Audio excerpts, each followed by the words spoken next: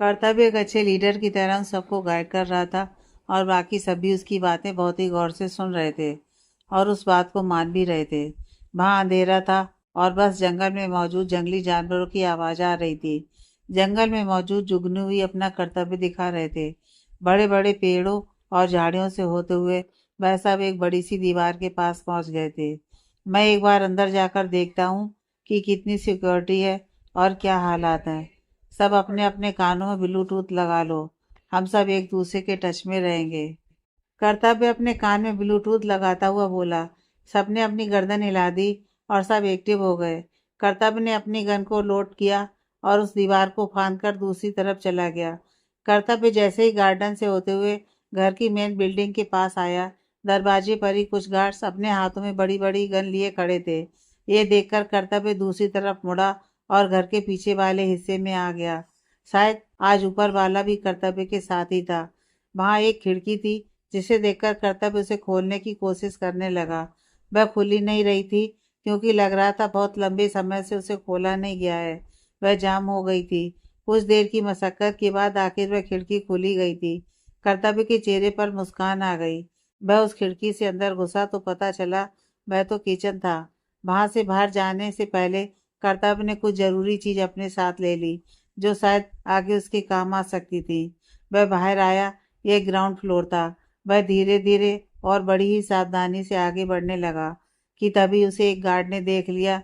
वह थोड़ा तेज आवाज में बोला, ए तुम कौन हो और यहाँ कैसे आए? मैं कर्तव्य अचानक हड़बड़ा सा गया। वह गार्ड जैसे ही उसके पास आया, कर्तव्य ने फुर्ती दिखाते हुए अपने पीछे से गन निकाली और उसके सीने पर रखकर चला दी। गन पर साइलेंसर लगा था जिस वजह से उसकी आवाज वहां नहीं गूंजी। उस गार्ड का शरीर थोड़ा तड़प कर शांत हो गया, जिसका साफ मतलब था ये गार्ड इस दुनिया से अलविदा कह चुका था। कर्तव्य ने उस गार्ड को किचन में छुपा दिया और वापस बाहर जाने लगा, लेकिन फिर कुछ सोचकर वह वहीं रुक गया। उसने उस गार्ड की ओर देखा और बिना वक्त गवाए उसने उस गार्ड की यूनिफॉर्म पहन ली। उसने अपने हाथ में उसी की गन पकड़ी और वहां से बाहर निकल आया। वह जैसे ही हॉल में आया, उसकी नज़र प्रदीप पर पड़ी, जो वहीं पर बैठा हुआ लैपटॉप पर कुछ काम कर रहा था। वह धीरे से चलकर उसके पास आया। अपने आसपास आहट पाकर उसने सामने देखा। उसके लब एक छोटी सी मुस्कान में ढल गए। वाट ए लव! मैं तुम्हें महज 1 घंटे पहले बताया था कि तुम्हारी बीवी यहाँ है और तुम तो अलादीन के चिराग में मौजूद जिन की तरह हाजिर हो गए। प्रदीप मुस्कुराकर बोला। मुस्कुराने का समय नहीं है प्रदीप। पुलिस फोर्स यहाँ आने के लिए निकल चुकी है। शायद 1 से 1.5 घंटे में पहुंच भी जाए। उससे पहले ही हमें यहाँ से अपना काम खत्म करके निकलना होगा। कर्तव्य जल्दी से बोला। वहीं उसकी बात सुनकर प्रदीप ने अपना सिर हिला दिया। उसने एक तरफ इशारा किया। इस तरफ तुम जाओगे। लास्ट रूम में रागनी को रखा गया है, ऊपर की ओर इशारा करके।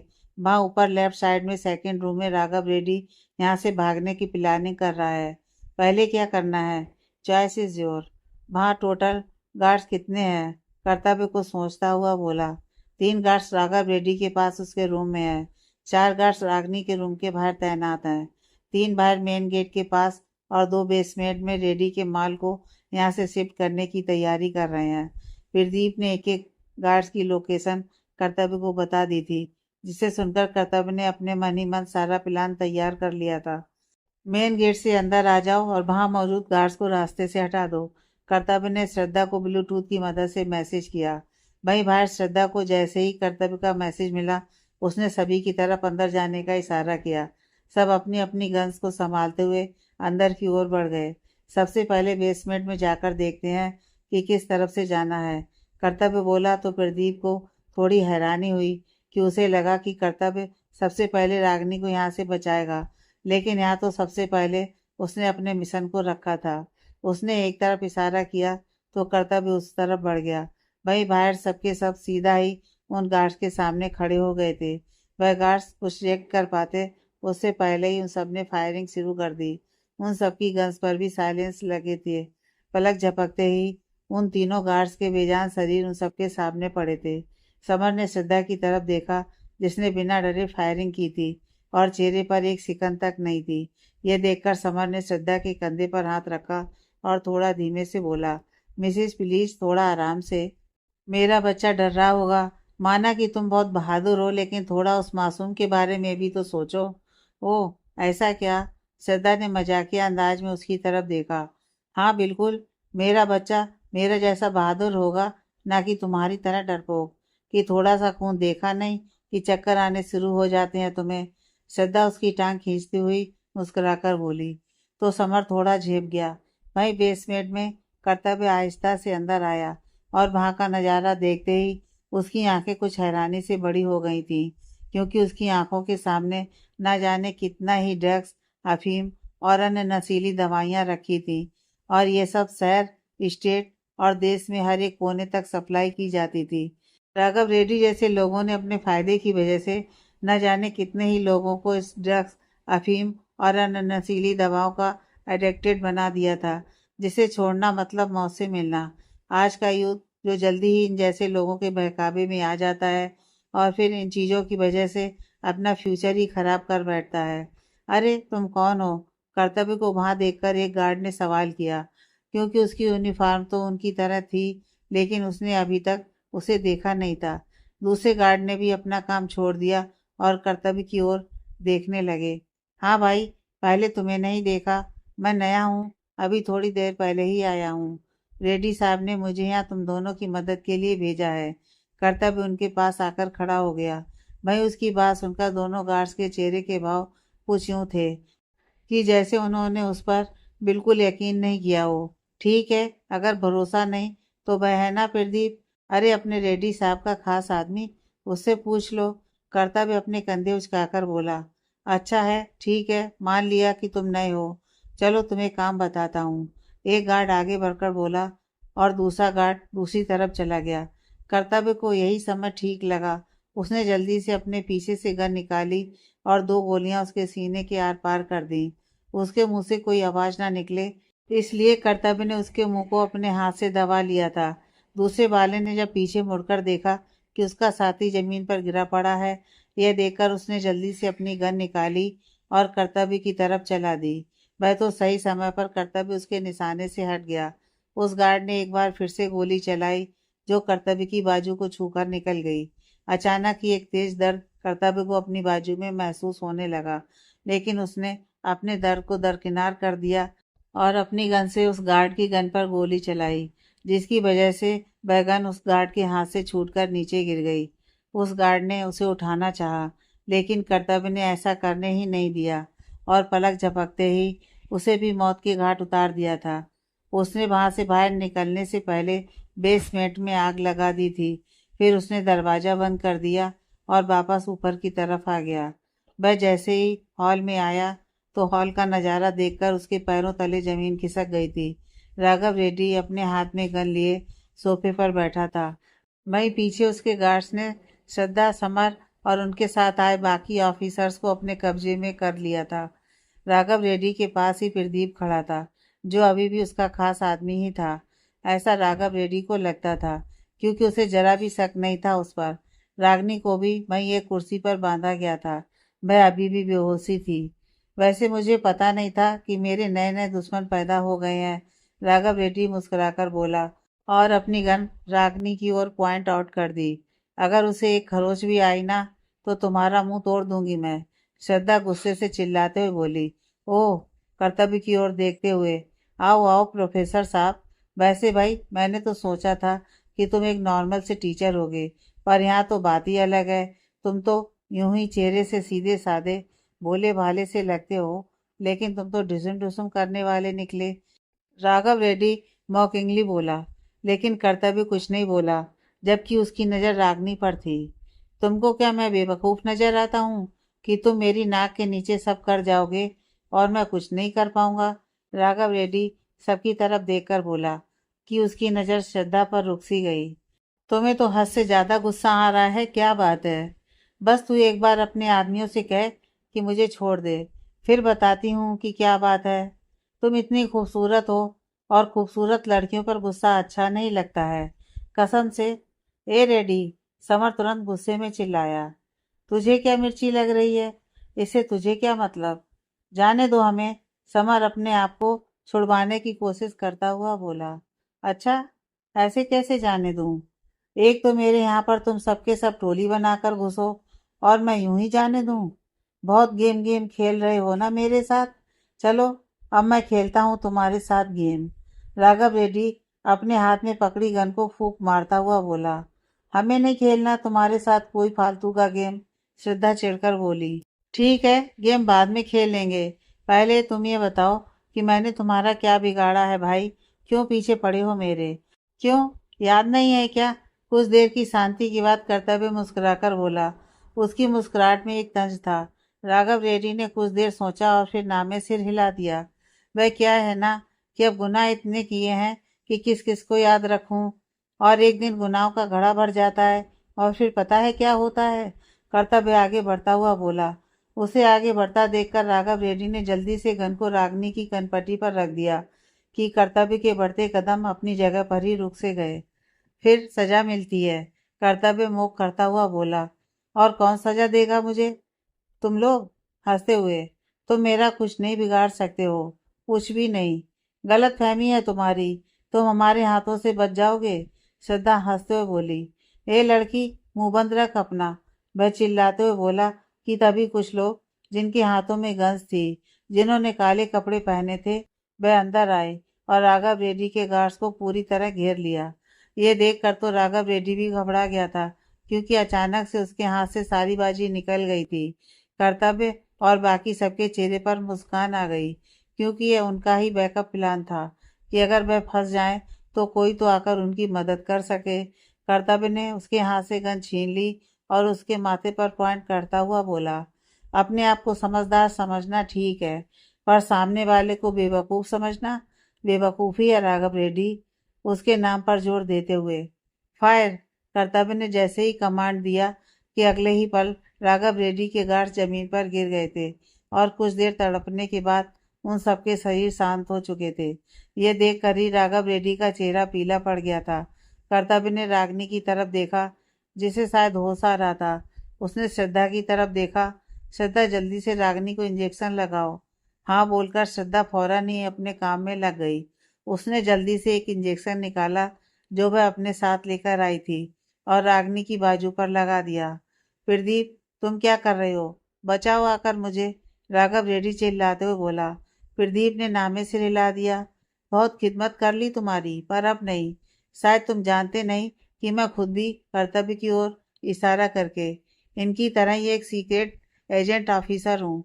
वैसे तो यह बात मैं तुम्हें कभी बताता नहीं, लेकिन अब इसलिए बता दिया कि तुम तो जिंदा नहीं बचोगे, तो यह राज तुम्हारे साथ ऊपर ही चला जाएगा। क्या? कर्तव्य रेड्डी को यह सबसे बड़ा झटका लगा था, क्योंकि उसे जरा भी उम्मीद नहीं थी कि उसका सबसे वफादार आदमी ही धोखेबाज निकलेगा। तुमने मेरे विश्वास का गलत फायदा उठाया है। ओह, ऐसे क्या? फिर तुम तो बिल्कुल भी विश्वास के पात्र नहीं हो कि कोई तुम पर विश्वास कर सके, और तुम मुझे धोखेबाज बोल रहे हो, जबकि सबसे बड़े धोखेबाज तो तुम ही हो। प्रदीप मोक करता हुआ बोला। विश्वास सिंह राणा तो याद होगा ना, या फिर भूल गए? कर्तव्य ने एक जोरदार पंच उसके मुंह पर मारा, जिसे वह संभल नहीं पाया और फर्श पर गिर पड़ा। कर्तव्य भी अपने घुटनों को मोड़कर उसके सामने पंजों पर बैठा और उसके जबड़े को पकड़कर अपने दांत पीसते हुए बोला कि तभी राघव रेड्डी की आंखों के सामने एक छवि सी बनी। वह आईपीएस? राघव रेड्डी सोचते हुए बोला, तो कर्तव्य मुस्कुरा दिया। हाँ, वही आईपीएस जो तुम्हें अपनी आंखों में काफी खटकता था। उसके पास तुम्हारे हर एक काले चिट्टे का सबूत था, लेकिन तुमने क्या किया? तुमने अपना रास्ता साफ करने के लिए उसे मरवा दिया। हाँ तो क्या हुआ? अपने आप को हरिश्चंद्र की औलाद समझता था। बोला था कि मेरे साथ हाथ मिला ले, लेकिन वह तो मेरे खिलाफ ही हो गया। तो इसके अलावा मेरे पास कोई रास्ता नहीं था। रास्ता तो आज मैं भी नहीं छोड़ूंगी तुम्हारे पास, राघव रेड्डी। श्रद्धा गुस्से में चिल्लाई और अपनी गन को लोड करके उसके माथे पर लगा दी। इस वक्त श्रद्धा की आंखें गुस्से में लाल हो चुकी थी। हल्की नमी भी उतर आई थी उसकी आंखों में। रिलैक्स श्रद्धा, समर की तरफ देखकर। इसे संभालो समर, करता भी उसके कंधे पर हाथ रखकर बोला। तो क्या तुम उसका बदला लेने आए हो कि मैंने उसे मारा? बदला? वैसे तो हम यहाँ हमारे मिशन के चलते आए थे, पर अब जब हमारा बदला भी पूरा हो रहा है तो इसमें हर्जी क्या है? एक तीर से दो निशाने वाली बात नहीं सुनी क्या? तुम ऐसा नहीं कर सकते हो। और क्यों नहीं कर सकता मैं ऐसा? तुम मुझे नहीं मार सकते क्योंकि ये तुम्हारे रूल्स के खिलाफ है। कौन से रूल्स? हमें तो किसी रूल का नहीं पता, और जब हमें पता ही नहीं तो कैसा उनके खिलाफ जाना। बोलकर कर्तव्य ने उसके पैर पर गोली मारी। राघव रेड्डी की दर्द में चीख निकली। वह तड़प उठा। तुम मुझे जानते नहीं? राघव रेड्डी दर्द में हकलाते हुए बोला कि कर्तव्य ने उसकी बात पूरी भी नहीं होने दी और उसके दूसरे पैर पर भी गोली चला दी। आह! वह चिल्लाया। पूरे घर में सिर्फ उसके चिल्लाने की आवाज गूंज रही थी, जो बेहद दर्दनाक थी। उसका दर्द में तड़पना, दर्द में चिल्लाना, अपनी जान की भीख मांगना, यह सब कर्तव्य, श्रद्धा, समर और बाकी सबको एक सुकून का एहसास करा रहा था। कर्तव्य ने ऊपर की तरफ देखा तो उसकी आंखें खुद ब खुद नम पड़ गई थी। उसके लब कुछ कांप उठे थे। उसने अपनी गन को श्रद्धा की तरफ बढ़ाया। यह लो और ले लो अपने हर एक आंसू का हिसाब, अपनी हर एक तकलीफ का बदला। श्रद्धा ने कांपते हाथों से कर्तव्य के हाथ से गन ली और राघव रेड्डी की तरफ तान दी। आज भी याद है मुझे, उनका वह खून से लथपथ वजूद। शादी करने वाले थे हम, और तुमने मुझसे मेरी हर खुशी छीन ली। मुझसे मेरा बिसु, मेरा प्यार, मेरा सब कुछ छीन लिया। मेरी जिंदगी मुझसे छीन ली। आज मैं तुम्हें बताती हूँ कि जब हमारा सब खत्म हो जाता है तो कैसा लगता है। श्रद्धा रोते हुए अपनी कांपती जुबान से बोली, और अगले ही पल उसने उसके पेट पर गोली चला दी। श्रद्धा का कहा हर एक शब्द उसके दर्द को बखूबी बयान कर रहा था। समर की भी आंखें बहने लगी थी। कर्तव्य तो बस अपनी आंखें बंद किए वहीं बैठ गया था। राघव रेड्डी के पेट में गोली लगते ही खून का फुहारा उसके पेट से फूट पड़ा था। अब उसे अपनी मौत नजर आने लगी थी, और उसे सबसे ज्यादा पछतावा हो रहा था कि उसने विश्वास को मरवाया था। दर्द हो रहा है ना? इससे भी कई गुना दर्द मैंने सहा है, श्रद्धा चिल्लाते हुए बोली, और गन में मौजूद सभी बुलेट्स राघव रेड्डी के सीने में उतार दी। कुछ देर के बाद ही राघव रेड्डी का शरीर बेजान हो चुका था। उसकी चलती सांसें अब थम चुकी थी। राघव रेड्डी के बेजान वजूद को देखकर श्रद्धा के चेहरे पर एक छोटी सी मुस्कान आ गई थी, पर फिर वह अपने मुंह पर हाथ रखकर रो पड़ी थी। उसका दर्द शायद इस वक्त कोई नहीं समझ सकता था। समर ने आगे बढ़कर उसे अपने सीने में भींच लिया था। विश्वास और श्रद्धा एक दूसरे से प्यार करते थे और हमेशा एक साथ अपना फ्यूचर भी देखते थे। जल्दी ही शादी भी करने वाले थे, पर ऐसा हो ही नहीं पाया। उसने आखिरी सांस लेते हुए सिर्फ यही कहा था कि श्रद्धा से कि तुम अपनी लाइफ में आगे बढ़ जाना। जब भी तुम मुझे याद करो तो तुम्हारे चेहरे पर मुस्कान आनी चाहिए, आंखों में आंसू नहीं। उसके जाने के बाद श्रद्धा टूट चुकी थी, पर फिर समर उसकी लाइफ में आया और टूटी हुई श्रद्धा को अपने प्यार से समेट लिया। कर्तव्य उसे यूं नहीं देख सकता था, इसलिए उसने समर के साथ शादी करने की बात कही। पहले तो श्रद्धा नहीं मानी। कुछ रोज यूं ही बीत गए थे। कर्तव्य ने भी उम्मीद छोड़ दी थी। फिर एक दिन आगे से ही श्रद्धा ने शादी की बात की। उनकी शादी रागनी और कर्तव्य की शादी से पहले हुई थी, जिसमें समर की फैमिली और श्रद्धा की फैमिली वाले ही मौजूद थे। खैर, उसके लिए इतना आसान नहीं था ये सब। कर्तव्य ने अपने आंसू साफ किए और जल्दी से फर्श पर पड़ी अपनी गन उठाई।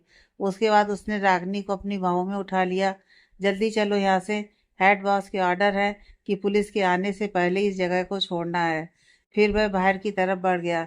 श्रद्धा के दिए गए इंजेक्शन का असर था कि रागनी को अभी तक होश नहीं आया था। इसके बाद सब बाहर आ गए और दूसरी तरफ से निकल गए। पुलिस फोर्स जब वहां पहुंची तब पूरा घर आग से झुलस रहा था। बेसमेंट में लगी आग ने धीरे धीरे पूरे घर को अपनी चपेट में ले लिया था, और आखिर में पुलिस के हाथ कुछ नहीं लगा था।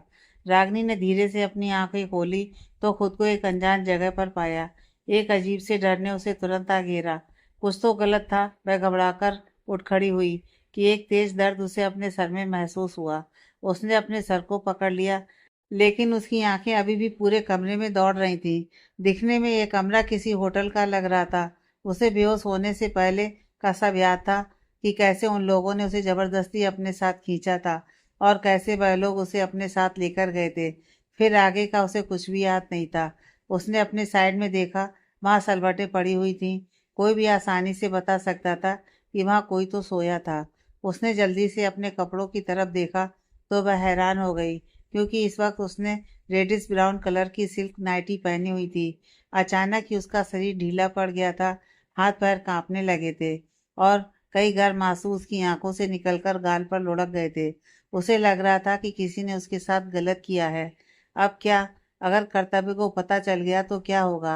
वह जल्दी से बेड से उठी और इधर उधर कुछ देखने लगी, लेकिन उसे कुछ न मिला कि तभी उसके कानों में दरवाजे के खुलने की आवाज आई।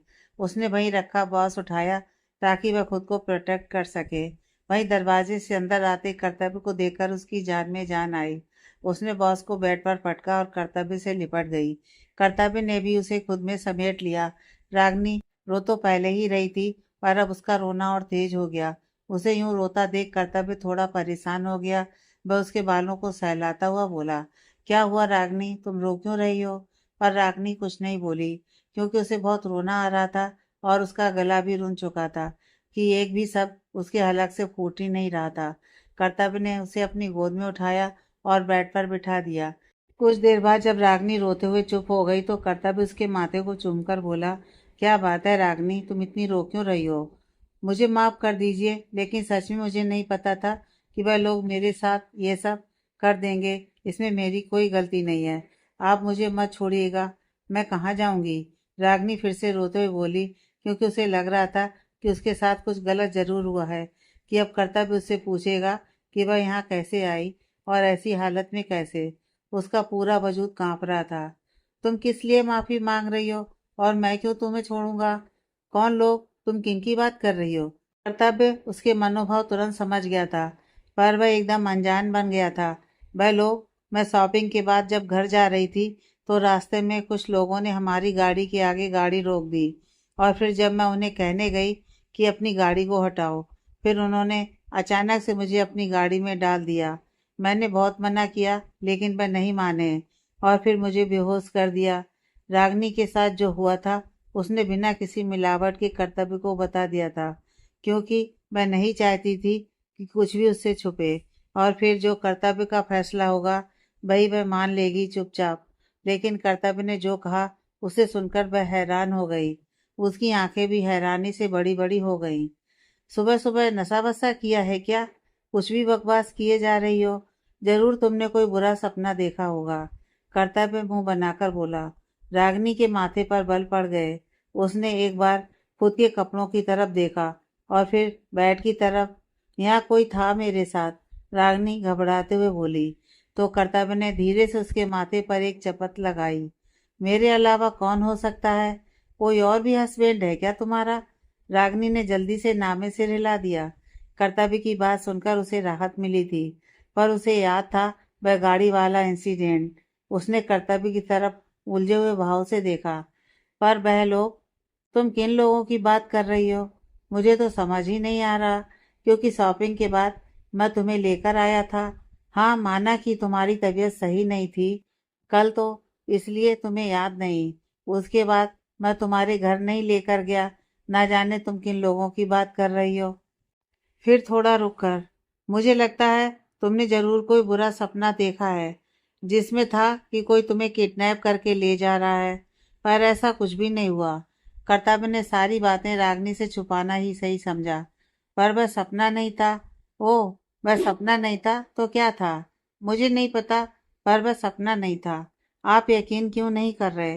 रागनी बहुत ज्यादा परेशान हो गई थी, क्योंकि जो उसके साथ हुआ था वह कोई सपना नहीं था, पर कर्तव्य तो एक अलग ही कहानी सुना रहा था। अब वह खुद पर यकीन करे या फिर कर्तव्य की बताई हुई बातों पर। कर्तव्य झूठ तो नहीं बोल सकता था, पर जो उसने फील किया वह भी तो झूठ नहीं था। यह एक स्ट्रांग फीलिंग थी जो उसे अभी तक आ रही थी। उसे हर एक बात अच्छे से याद थी कि सब कैसे हुआ था, पर कर्तव्य उसकी बात पर यकीन ही नहीं कर रहा था। उसको महसूस हुआ कि उसका सिर कुछ घूमने सा लगा था। ऐसा कैसे हो सकता है? मुझे कुछ समझ नहीं आ रहा है। मैं झूठ नहीं बोल रही हूँ, मेरे साथ ऐसा हुआ था। वह अपने सिर को पकड़कर भर्राए गले से बोली, क्योंकि उसे पूरी सिचुएशन ही समझ नहीं आ रही थी। अरे ये सब छोड़ो तुम, और चलो जल्दी से तैयार हो जाओ, फिर हम घर जाएंगे। कर्तव्य ने उसका ध्यान उस बात से हटाने के इरादे से कहा। कपड़े नहीं है मेरे पास, और ये नाइटी मेरी नहीं है। कल तो तुमने इतनी सारी शॉपिंग की थी, उन्हीं में से पहन लो कोई। और ये नाइटी गाउन मैं तुम्हारे लिए लेकर आया था। कर्तव्य प्यार से उसके सिर पर हाथ रखकर बोला। रागनी ने देखा कि उसके शॉपिंग बैग्स वहीं रखे थे। फिर उसने धीरे से अपनी गर्दन हिला दी, लेकिन उलझन अभी भी उसके चेहरे पर साफ साफ झलक रही थी। घर आकर उसने श्रद्धा को फोन करके पूछा कि उसे शॉपिंग के बाद कौन लेने आया था। तो श्रद्धा ने फौरन ही जवाब दिया था, हम तो चले गए थे, पर तुम कह रही थी कि प्रोफेसर आएंगे, तो प्रोफेसर आए होंगे। श्रद्धा का जवाब सुनकर रागनी और उलझ गई थी। अब उसे समझ नहीं आ रहा था कि कर्तव्य सही है या वह खुद। कुछ दिन तक वह उलझन में ही रही, लेकिन धीरे धीरे उसके दिमाग से यह बात ही निकल गई थी। कर्तव्य भी उसके सामने उस दिन के बारे में कोई बात ही नहीं करता था। अगर रागनी करती भी तो कर्तव्य उसे उसका एक बुरा सपना कहकर टाल देता। उसकी हमेशा कोशिश रहती थी कि रागनी उस बारे में बिल्कुल ना सोचे। आज संडे था तो उसने और श्रद्धा ने मूवी देखने जाने का सोचा था। समर भी उनके साथ ही था। रागनी तो कर्तव्य को भी साथ चलने का बोल रही थी, लेकिन उसे कोई जरूरी काम था, इसलिए वह नहीं गया। मूवी के बाद तीनों को ही भूख लग गई थी, इसलिए वह एक रेस्टोरेंट में चले गए थे। एक तेज थप्पड़ की गूंज पूरे माहौल में शांति फैला गई थी। उसकी यह हरकत समर को बिल्कुल अच्छी नहीं लगी थी। उसने नाराजगी से रागनी की तरफ देखा, जो गुस्से में अपने सामने खड़ी श्रद्धा को घूर रही थी। वही श्रद्धा अपनी आंखों में सवाल लिए गाल पर एक तरफ हाथ रख के खड़ी थी, जैसे पूछ रही हो कि मैंने क्या किया जो तुमने मुझे थप्पड़ मारा। समर ने कुछ बोलना चाहा, लेकिन श्रद्धा ने उसकी कलाई पकड़ ली और उसे कुछ न बोलने का इशारा किया, क्योंकि वह बिल्कुल नहीं चाहती थी बिना कोई बात जाने उन तीनों के बीच बात बिगड़ जाए।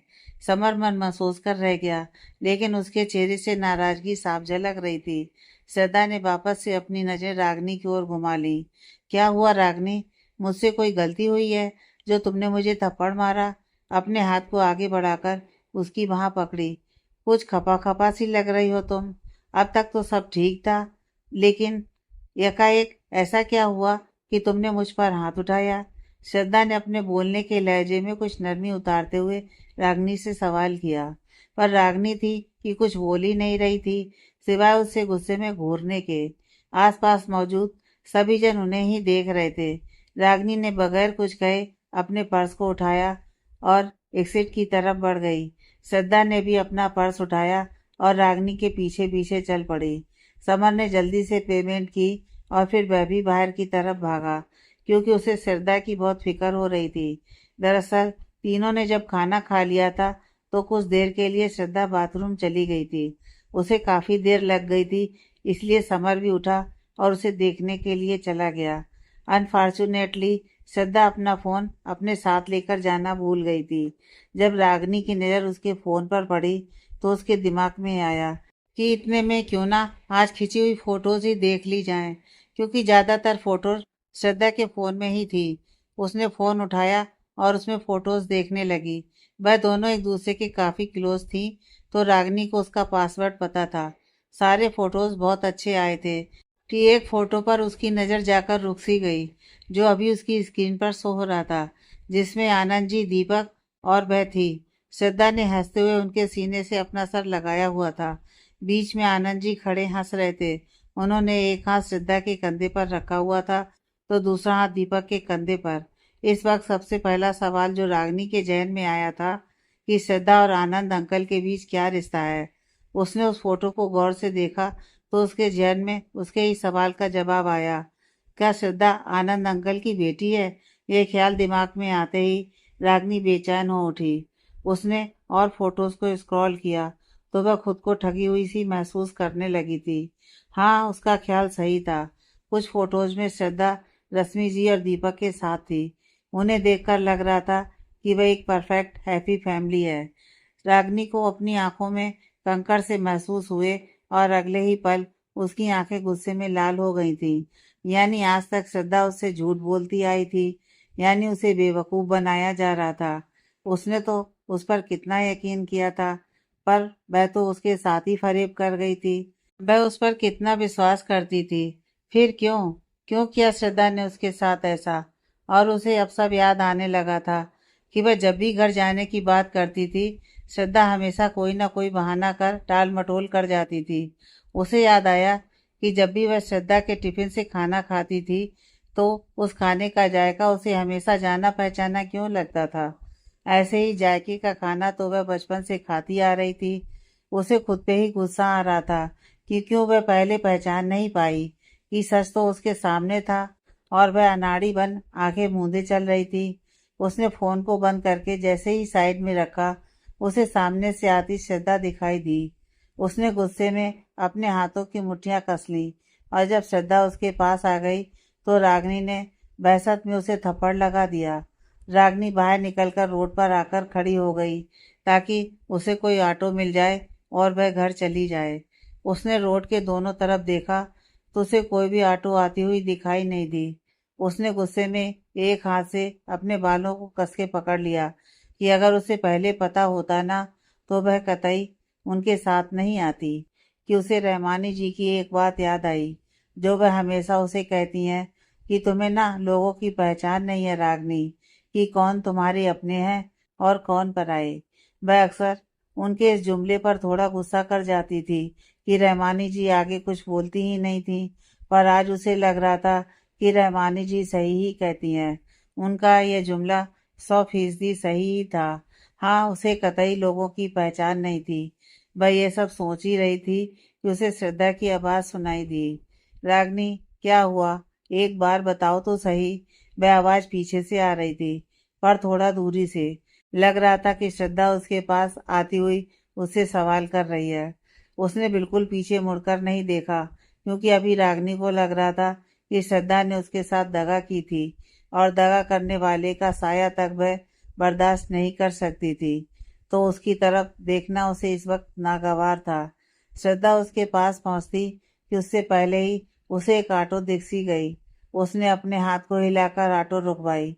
यह देखकर कि रागनी जा रही है, श्रद्धा ने अपने चलने की गति थोड़ी बढ़ा दी थी कि वहीं पड़े एक छोटे से पत्थर को वह देख ना पाई और उसके चलते कदम कुछ डगमगा से गए। वहीं खुद को संभाल नहीं पाई, पर उसके गिरने से पहले ही समर ने उसे पकड़ लिया था, जो उसके पीछे ही आ रहा था। समर ने उसे सही से खड़ा किया और थोड़ा नाराजगी से बोला, कम से कम मुझे तुमसे ये उम्मीद नहीं थी कि तुम इतनी लापरवाह हो जाओगी। तुम क्यों भूल जाती हो कि तुम प्रेग्नेंट हो सिद्धा? तुम्हारे अंदर एक जान पल रही है, उसका तो ख्याल करो। तुम्हें जरा भी मालूम है कि तुम इस वक्त कैसे चल रही थी? ख्याल रखो अपना। समर की हर एक बात में श्रद्धा के लिए फिक्र थी, लेकिन अभी शायद उसने एक और गलती कर दी थी। ये सब बोलकर कि उसका बोला हुआ हर एक शब्द सीधा रागनी के कानों में पड़ा था कि उसके आंटों की तरफ बढ़ते कदम एकाएक ठिठक से गए थे। उसकी हैरानी की मानो कोई इंतहा ना रही थी। उसने हाथ हिलाकर ऑटो वाले से जाने को कहा और खुद आंखों में हजारों सवाल लिए उन दोनों की तरफ मुड़ गई कि वह थोड़ी देर पहले यहाँ से बस जाना चाहती थी, परंतु अब उसे अपने हर एक सवाल के जवाब चाहिए थे। श्रद्धा ने एक नज़र रागनी की तरफ देखा और फिर समर की तरफ। उसकी आंखों में इस वक्त एक लाचारी दिखाई दे रही थी। उसका मन कर रहा था कि अभी के अभी यह जमी फट जाए और वह उसमें समा जाए, या फिर यह आसमान ही उसे निगल जाए। श्रद्धा का रिएक्शन देखकर अब तक उसे अपनी गलती का एहसास हो चुका था, परंतु कहते हैं ना कि एक बार जो जवां से निकल जाए उसे वापस नहीं लिया जा सकता।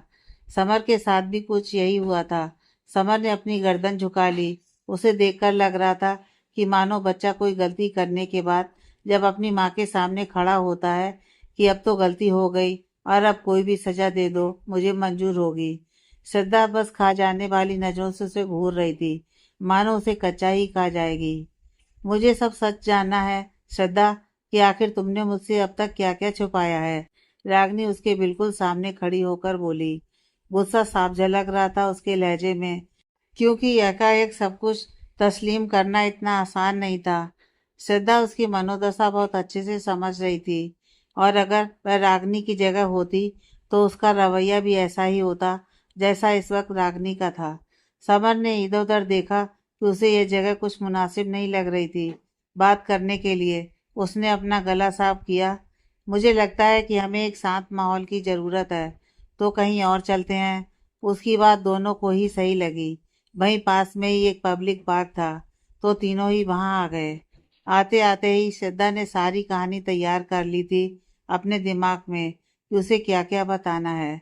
अगर रागनी ने यह सवाल किया तो वह यह जवाब देगी, और अगर उसने इस तरह का सवाल किया तो उसे भी ऐसा जवाब देना है। तीनों पार्क में आए। दोपहर का वक्त था, तो वहाँ कोई भी नहीं था सिवाय शांति के। रागनी आकर एक बेंच पर बैठ गई। उसने लगभग पटकते हुए अपने पर्स को साइड में रखा। गुस्सा कहाँ कम हुआ था उसका, वह तो ज्यों का त्यों था। श्रद्धा भी उसके बराबर में आकर बैठ गई और पेड़ को देखने लगी। उसकी शाखाएं बहुत बड़ी बड़ी और लंबी थी। न जाने कितने ही पक्षियों ने उस पर अपना घोंसला बनाया हुआ था, कि कहीं चिड़ियों की आवाजें आ रही थीं, कि कहीं कौवे की काँव काँव की। कुछ गिलहरियां भी इधर से उधर घूमती हुई अपनी फुर्ती की टीम टाम कर रही थीं। हल्की हल्की हवाएं चल रही थीं जो किसी को भी सुकून पहुंचा दे, परंतु अभी वह इन तीनों को बिल्कुल सुकून का एहसास नहीं करवा पा रही थी। हरा भरा सा वह पेड़ वहां मौजूद सभी पेड़ों में से सबसे बड़ा लग रहा था। अब बताओ कि तुमने मुझसे इतना सब क्यों छुपाया? क्यों नहीं बताया कि तुम आनंद अंकल की बेटी हो? तुम मुझे सबसे अजीज थी श्रद्धा, लेकिन आज तुमने मेरे टेस्ट को तोड़ दिया। ये दुनिया जहान वाले सही कहते हैं कि जो सबसे अजीज और करीब होता है ना, भाई आपके साथ दगा करता है। तुमने मेरे जज्बातों के साथ खेला है श्रद्धा। कम से कम मुझे तुमसे ये उम्मीद तो नहीं थी यार। माँ की शांति को तोड़ते हुए रागनी ने बात की शुरुआत की, पर आखिर तक आते हुए उसका लहजा कुछ बिखर सा गया था। उसे अब श्रद्धा का चेहरा कुछ धुंधला सा दिखने लगा था। श्रद्धा एकदम खामोश सी बैठी थी, क्योंकि उसे पता था कि वह कुछ भी कहेगी तो रागनी इतनी जल्दी उस पर यकीन नहीं करेगी। तो जो भी उसे कहना है वह बड़ी सोच समझकर कहना होगा। श्रद्धा का यूं खामोश रहना रागनी को और गुस्सा दिला रहा था। वह इस वक्त अंदर तक जल रही थी। उसने अपने आंसू साफ किए। कहते हैं कि यकीन ना कांच की तरह होता है, कि अगर एक बार टूट जाए तो उसे वापस नहीं जोड़ा जा सकता। पर तुमने ना मेरे यकीन को कांच की तरह टुकड़े टुकड़े तोड़ दिया है। रागनी ने अपने होठों को आपस में दबा लिया, क्योंकि अब वह खुद के आंसुओं को रोकने की कोशिश कर रही थी, पर कमबख्त ये आंसू थे कि रुकने का नाम नहीं ले रहे थे।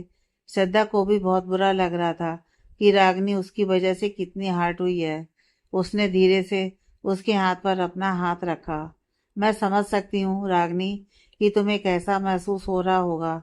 उसके लिए I am really really sorry कि मेरी वजह से तुम इतनी हर्ट हुई। पर आई श्योर मेरा तुम्हें हर्ट करने का मंसूबा बिल्कुल नहीं था। हाँ, मैं मानती हूँ कि मैंने तुमसे ये बात छुपाई कि मैं तुम्हारी मम्मी के हस्बैंड की बेटी हूँ। पर क्या अगर मैं तुम्हें ये बताती और तुम मेरे साथ अच्छा रवैया रखती, जैसे अब तक हम बेस्ट फ्रेंड की तरह रहते आए हैं, क्या हम रहते? नहीं, बिल्कुल नहीं। क्योंकि मैं जानती हूँ ना कि तुम्हारा जैसा रवैया मम्मी के साथ है वैसा ही मेरे साथ होता। मुझसे गुरेज करती तुम जैसे मम्मी के साथ करती हो, बस इसलिए नहीं बताया। रागनी, जिसका चेहरा अब तक गुस्से में भरा हुआ था, श्रद्धा की यह बात सुनकर उसका गुस्सा कुछ नरम पड़ गया था, क्योंकि श्रद्धा झूठ नहीं बोल रही थी। हाँ, रागनी यही करती। वह उससे नफरत करती, उससे गुरेज करती कि अब उसकी मम्मी ना रहकर उसकी भी मम्मी बन गई थी। उसके हिस्से का प्यार अब वह उस पर लुटा रही थी। रागनी, बस इसलिए मैंने तुमसे सब छुपाया, क्योंकि मैं तुमसे दोस्ती करना चाहती थी। जानती हो, जब मम्मी घर आई थी शादी करके, मुझे लगता था कि सब सौतेली माँ एक जैसी होती हैं। पर लोगों का यह जुमला उन्होंने गलत साबित किया था, कि उस घर में एक औरत नहीं बल्कि एक माँ भी आकर आई थी। और माँ तो बस माँ होती है। माँ तो सिर्फ ममता लुटाना जानती है, चाहे फिर बच्चे उनके अपने हों या नहीं। उन्होंने मुझे अपनी बेटी से भी बढ़कर प्यार किया। जब मैं स्कूल से घर आती थी ना, तो बस बस तुम्हारी ही बातें किया करती थी। तुम्हारी इतनी तारीफें करती थी कि उनका मुंह तक नहीं दुखता था। उनकी बातें सुनकर मेरा भी तुमसे मिलने का, तुमसे बातें करने का, तुमसे दोस्ती करने का बहुत जी चाहता था। और ये मौका मुझे कॉलेज में एडमिशन लेते हुए मिला। जब मम्मी ने बताया कि तुम भी उसी कॉलेज में एडमिशन ले रही हो, फिर आगे तो तुम सब जानती ही हो। क्या मम्मी मेरी बातें करती थी तुमसे? रागनी हैरानी के साथ बोली, क्योंकि सच में उसके लिए यह हैरानी की ही बात थी। उसे तो लगता था कि रश्मि जी अपनी दूसरी शादी के बाद उसे बिल्कुल भूल गई थी। क्या कहती थी? तुम क्या करती हो और क्या नहीं, तुम्हारी पसंद नापसंद, तुम्हारी बचपन की बातें, तुम्हारी ऊट पटांग हरकतें, सब कुछ। श्रद्धा मुस्कुराते हुए बोली। उसकी बातें सुन रागनी के चेहरे पर भी मुस्कुराहट आ गई थी, लेकिन उसकी आंखों में आंसू आए थे। श्रद्धा ने आगे बढ़कर उसके कंधे को पकड़ा तो रागनी उसके गले से लगकर रो पड़ी थी। श्रद्धा उसकी पीठ को सहलाते हुए बोली, रो मत यार, तुम यूं अच्छी नहीं लगती हो। बस करो, चलो अपने आंसू पोंछो और स्माइल करो। कुछ देर बाद रागनी सिसकते हुए उससे अलग हुई। ये जो भी हो रहा है ना श्रद्धा, सब आनंद अंकल की वजह से हो रहा है। मैं बहुत प्यार करती हूँ मम्मी से, पर आनंद अंकल ने उनको मुझसे दूर कर दिया। अगर वह कहते ना मम्मी से कि शादी के बाद वह मुझे भी साथ ले आए, तो ऐसा कभी होता ही नहीं। माना मैं उनके चले जाने से गुस्सा थी, पर अगर वह कहती ना कि चलो रागनी मेरे साथ, तो सच में यार मैं उनके साथ चलती। मैं अपना लेती आनंद अंकल को पापा के रूप में। एक मिनट, एक मिनट, तुम गलत कह रही हो रागनी, कि पापा ने मम्मी को मना किया कि वह तुम्हें अपने साथ ना लेकर आए। श्रद्धा उसकी बात को बीच में ही काट कर फौरन बोली, क्योंकि सच्चाई तो कुछ और ही थी, जिससे रागनी अभी तक नावाकिफ थी। श्रद्धा की बात सुनकर समर को भी लगा कि जरूर बात कुछ और ही है। वह अब तक चुपचाप उन दोनों की बातें ही सुन रहा था कि वह भी चाहता था कि रागनी के मन की सारी गलतफहमी दूर हो जाए। रागनी ने अपने आंसू साफ किए और आंखों में जवाब की उम्मीद लिए वह उसकी तरफ देखने लगी। मैं समझी नहीं कि तुम कहना क्या चाहती हो, रागनी ने उससे सवाल किया और जवाब की उम्मीद में उसकी तरफ देखने लगी। श्रद्धा ने एक गहरी सांस ली। पापा को कभी भी कोई दिक्कत नहीं थी तुमसे रागनी, बल्कि वह तो खुद चाहते थे कि तुम भी हमारे साथ हमारे घर में रहो। वह कभी भी एक माँ को उसकी बेटी से दूर नहीं करना चाहते थे, क्योंकि वह भी तो एक बेटी के बाप थे। वह समझते थे कि एक बेटी के लिए उसकी माँ की क्या अहमियत होती है। श्रद्धा की बात सुनकर रागनी को मानो झटका लगा था। ये ये क्या कह रही हो तुम? जो भी कह रही हूँ, सब सच सच और साफ साफ कह रही हूँ। श्रद्धा एकदम भावहीन होकर बोली। वह दिखाना चाहती थी कि वो बिल्कुल भी झूठ नहीं बोल रही है। रागनी उसकी बात को झूठ मान भी नहीं पा रही थी, क्योंकि श्रद्धा की आंखों में सच्चाई नजर आ रही थी।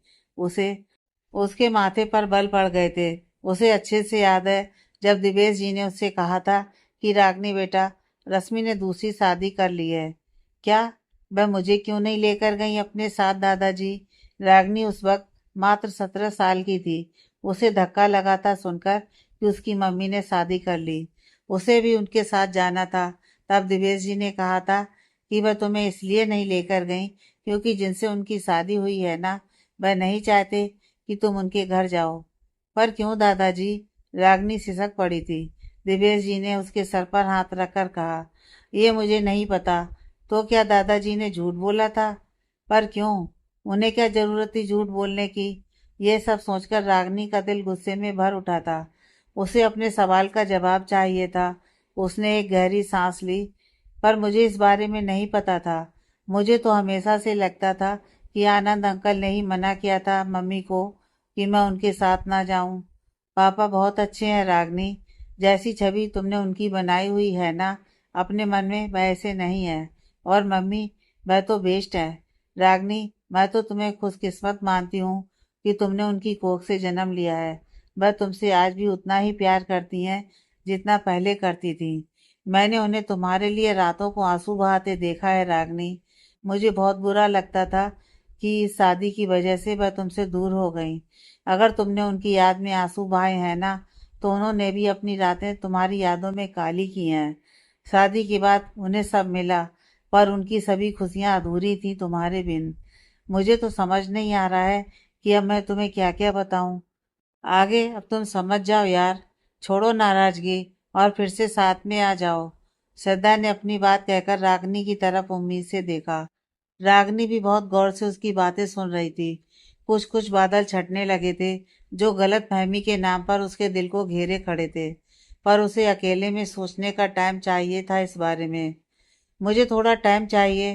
तुम्हें जितना टाइम चाहिए तुम ले लो रागनी, क्योंकि मैं समझती हूँ कि तुम्हारे लिए सब इतना आसान नहीं है। तुम सोचो समझो और उसके बाद कोई फैसला लेना, और उम्मीद है कि तुम सही फैसला लोगी। श्रद्धा उसकी पीठ सहलाते हुए बोली। हाँ करके रागनी चुप सी हो गई, क्योंकि उसके दिमाग में इस वक्त बहुत कुछ चल रहा था जो वह किसी को बता भी नहीं पा रही थी। बहुत उलझन थी उसके मन में, जो उसे सुलझानी थी। चलें। कुछ देर की खामोशी के बाद श्रद्धा रागनी की तरफ देखकर बोली। रागनी ने अपनी गर्दन हिला दी। तीनों पार्क के एक सीट पर आ गए थे कि रागनी के दिमाग में एक और सवाल आया। शायद वह पिछली बातों में उलझकर भूल गई थी। उसने जल्दी से श्रद्धा का हाथ पकड़ा। क्या तुम प्रेग्नेंट हो? अब देखो, झूठ तो बिल्कुल भी मत बोलना, क्योंकि मैंने रमन की बात अच्छे से सुनी थी। उसने कहा था कि तुम प्रेग्नेंट हो।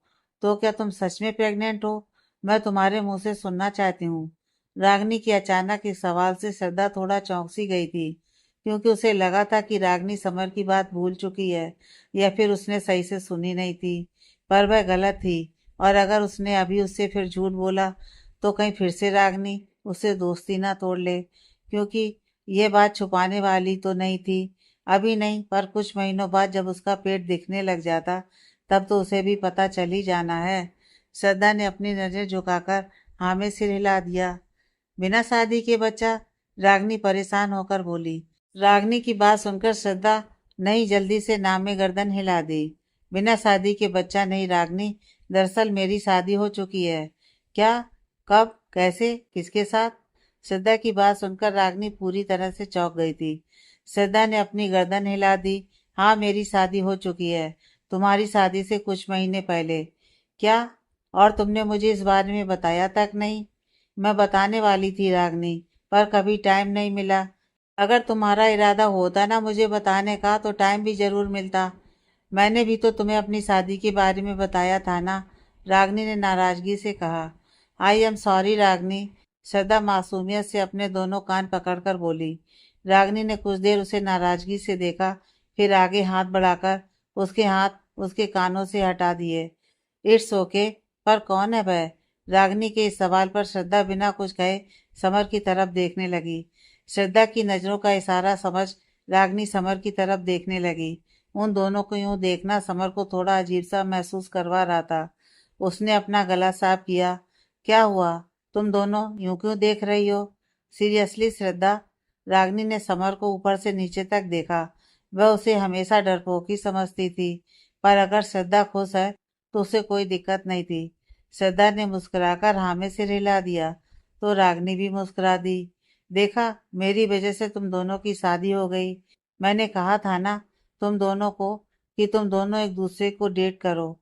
फिर तुम दोनों ने एक दूसरे को डेट किया, और उसके बाद शायद तुम दोनों एक दूसरे से प्यार करने लगे, है ना? रागनी खुश होकर बोली। श्रद्धा और समर दोनों ने एक दूसरे को देखा, और फिर रागनी की ओर देखकर अपनी गर्दन हाँ में हिला दी। रागनी के चेहरे की स्माइल और बढ़ गई। उसने आगे बढ़कर श्रद्धा को गले लगा लिया। श्रद्धा को भी खुशी थी कि सब जानने के बाद रागनी ने उससे अपनी दोस्ती नहीं तोड़ी थी। हाँ, वह बात अलग थी कि अगर वो दोनों अभी बात नहीं करती तो शायद उनकी दोस्ती टूट सकती थी। पर अब सब ठीक है। ओ माय गॉड, मैं मौसी बनने वाली हूँ। रागनी उससे दूर होकर खुशी से बोली, और अपना हाथ धीरे से श्रद्धा के पेट पर रख दिया। श्रद्धा ने प्यार से उसके सिर पर हाथ रखा। हाँ रागनी, तो मौसी बनने वाली हो।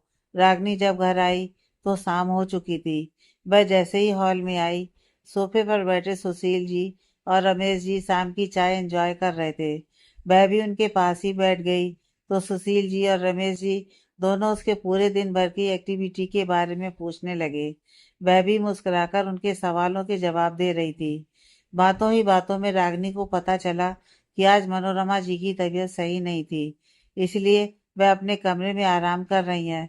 वह उठी और मनोरमा जी के कमरे की तरफ बढ़ गई। अब उनका रिश्ता पहले जैसा नहीं रहा था। दोनों का रिश्ता काफी सुधर गया था। मनोरमा जी ने भी उसे अपना लिया था, और रागनी ने भी। रागनी के साथ हमेशा से यही था कि अगर कोई उसे प्यार दे रहा है तो वह भी प्यार ही देती थी। कोई अगर गुस्सा दे रहा है तो वह भी गुस्से में ही बात करती थी। यानी वह जैसा व्यवहार सामने वाले से पाती थी, वैसा ही व्यवहार उसके साथ करती थी। वह उनके कमरे में आई तो देखा कि मनोरमा जी सो रही थी। वह उन्हें डिस्टर्ब नहीं करना चाहती थी, इसलिए वह वापस से मुड़ी और कमरे से बाहर आ गई। वह वापस से हॉल में आई तो सुशील जी और रमेश जी आपस में बात कर रहे थे। फिर उसने अपना रुख सीढ़ियों की तरफ मोड़ लिया था। अब इरादा था कि वह कमरे में जाकर कुछ देर आराम करे। सीढ़ियों से होते हुए वह ऊपर आई और अपने कमरे की तरफ जाने लगी। तभी रहमानी जी ने उसे आवाज लगाकर रोका। रागनी जी, आरडी। वह उनकी तरफ मुड़ी। कैसा रहा आज का दिन? अच्छा था, वह मुस्कुराकर बोली। रहमानी जी रागनी के थोड़ा और करीब आईं और उसके सर पर हाथ फेरते हुए बोली, बस यूं ही खुश रहा कर, तुम ऐसे ही अच्छी लगती हो। हंसी मुस्कुराती, खिलखिलाती, मौज मस्ती करती हुई। जी कोशिश करूंगी। फिर थोड़ा रुककर, आरडी, मुझे आपसे एक सवाल पूछना है। हाँ पूछो ना। यहाँ नहीं, चलिए आपके रूम में चलकर बात करते हैं। अभी? जी अभी। बेटा मुझे अभी कुछ काम है, बाद में बात करते हैं। ठीक है, जैसा आप कहें। रागनी फीका सा मुस्कुरा दी। रहमानी जी नीचे चली गईं। उनके जाने के बाद रागनी भी अपने कमरे में आ गई। कमरा पूरी तरह खाली ही था। उसने दरवाजा अंदर से बंद किया और बेड पर आकर बैठ गई। आज उसे श्रद्धा के जरिए काफी कुछ पता चला था, जो उसे अभी तक पता नहीं था, जिससे वह पूरी तरह नावाकिफ थी। और अभी भी वह उन बातों के बारे में ही सोच रही थी। हाँ, कुछ गलत फहमियाँ उसकी हट चुकी थीं, पर कुछ अभी बाकी थीं। कुछ सवालों के जवाब थे जो उसे अभी तक नहीं मिले थे। उसे उन सवालों के जवाब चाहिए थे, और उसके सभी सवालों के जवाब सिर्फ दो ही इंसान दे सकते थे। और वह दो इंसान और कोई नहीं, बल्कि दिवेश जी और रहमानी जी ही थे। न जाने वह कब तक अपनी उधेड़ बुन में उलझी रहती, अगर किसी ने कमरे के दरवाजे पर नॉक न किया होता। उसने अपने सभी ख्यालों को एक तरफ किया और सबसे पहले उठकर दरवाजा खोला। सामने कर्तव्य खड़ा था। वह हल्का सा मुस्कुराई और आगे बढ़कर उसके गले लग गई। आप आ गए? मैं तो दोपहर को ही वापस आ गया था।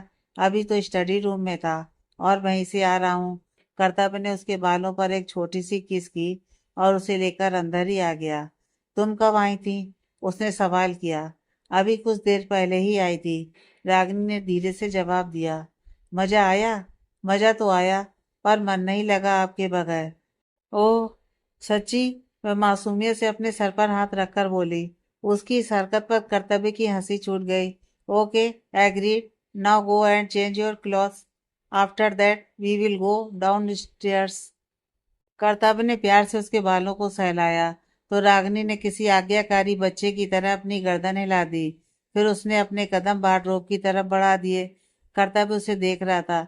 जब रागिनी बाथरूम में चली गई, तो कर्तव्य वहीं बेड पर बैठ गया। लगभग 5 मिनट बाद ही रागिनी बाहर आई। फिर दोनों नीचे चले गए। डिनर के टाइम भी मनोरमा जी डाइनिंग टेबल पर नहीं आ पाई थी, क्योंकि उनकी तबीयत थोड़ा ज्यादा ही खराब हो गई थी। रागनी खुद उनके कमरे में उन्हें खाना खिलाकर आई थी और फिर दवाई भी दी थी। डिनर के बाद कर्तव्य और बाकी सब अपने अपने कमरे में चले गए थे। रहमानी जी अभी कुछ काम कर रही थी और रागनी को उनसे बात करनी थी, इसलिए वह अपने कमरे में नहीं गई। वह उनका हॉल में बैठकर इंतजार कर रही थी। अरे रागनी, तुम अभी तक सोने नहीं गई? रहमानी जी जैसे ही किचन से बाहर आई, उनकी नज़र रागनी पर गई थी, तो वह उसके पास आकर बोली, बात करनी थी ना मुझे आपसे। रागनी जैसे उन्हें याद दिलाते हुए बोली। हाँ तो बेटा, सुबह कर लेते हैं। तुम्हें यूं जगे रहने की क्या जरूरत थी? दरअसल मुझे अभी बात करनी है आपसे। ऐसी क्या बात है जिसे करने के लिए तुम सुबह तक का इंतजार नहीं कर सकती थी? बस समझ लीजिए, बहुत ही जरूरी बात है। चलिए आपके रूम में चलकर बात करते हैं। रागनी उनका हाथ पकड़कर बोली और उन्हें अपने साथ लेकर सीढ़ियों की तरफ बढ़ गई। रहमानी जी थोड़ी हैरान सी उसे देख रही थी, क्योंकि इस वक्त रागनी का बिहेवियर बहुत ही अजीब सा था, पर वह समझ नहीं पा रही थी कि क्यों। और ऐसा क्या जानना था उसे कि वह सुबह तक का भी इंतजार नहीं कर सकती थी? ऐसी क्या बात करनी थी उसे कि वह इतनी अधीर हो रही थी? आगे की कहानी नेक्स्ट पार्ट में।